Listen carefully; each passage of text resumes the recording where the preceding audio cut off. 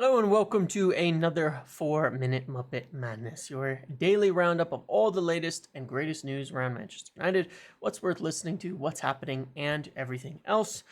We've had another good day of news as United flew out for their summer tour to Los Angeles, departing this afternoon. There's the official list of everyone involved, which is worth looking at on the website. It does not include any of the players who were in those final kind of rounds of the international competition. So Uruguay, Argentina, Portugal, Xerxes from Holland, as well as the English players.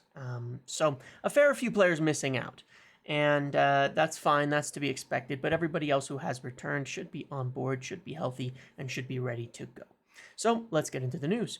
First and foremost, we have winger Samuel Mather agreed to sign a new long-term contract with the club, valid until 2027, through a 3-year option for him there. We have this regarding Sancho, and this is an interesting one from Chef, which says, as of yet, there's been no official contact from PSG regarding Jadon Sancho. They're interested, and via intermediaries have explored the conditions of a deal for it, but there's no contact yet. Juventus and Borussia Dortmund want to sign him, but can't meet the 40 million valuation. So he's still available, as we've discussed, but there's a decent valuation on him. I don't think United want to give him away for nothing anymore, especially that he can play now. They don't want to be paying other clubs to play him when they could be using him. Pretty simple. If he were to go, we aren't totally likely to replace him as well. So we really do need to get the money there. It needs to enable us to do something else in the market if he is going to leave. And that means it's not going to be a simple loan without any sort of real benefit for the club.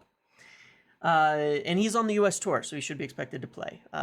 Joe Hugill going on loan to Wigan Athletic from Samuel Luckhurst.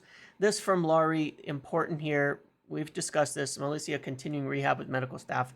Manchester United looking at left-sided defenders. So we've talked about this a lot recently, how Taro Malacia may not be healthy for some time, and as well why Matthijs de Ligt moved down the priority list for center backs. And I was just talking about that in the video this morning that came out, about why he dropped down the priority and how there would be more focus in that left-sided center back and left back aspect. And there's more of it in this letter, searching for further fullbacks, confirming again that Mazraoui would be of interest if we can move Wan-Bissaka to West Ham, and then as well naming some players. There were 3 specific players named in here. Hanchko, which we know, and United are definitely interested in, 30 million euros price or so, left center back who can play left back from Feyenoord. And then there's Marcus Alonso, which is a bit of a weird one, but he's a free agent. And then Tyrick Mitchell from Crystal Palace. I think they're looking at potential loans, but it would seem difficult to get a loan on either of those players, so loan options may be totally different. Hanchko makes a lot of sense, especially if we can move on Lindelof, where from a PSR perspective it'd probably be less than a break even, much lower wages than de Ligt, a better fee, who we will not go for unless he can be obtained at a much more obtainable price.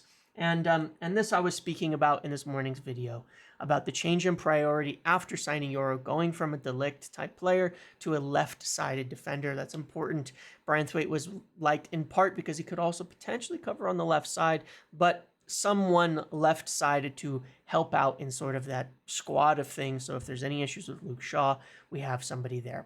And that's the main story. That's the main news. There was otherwise not too much has changed.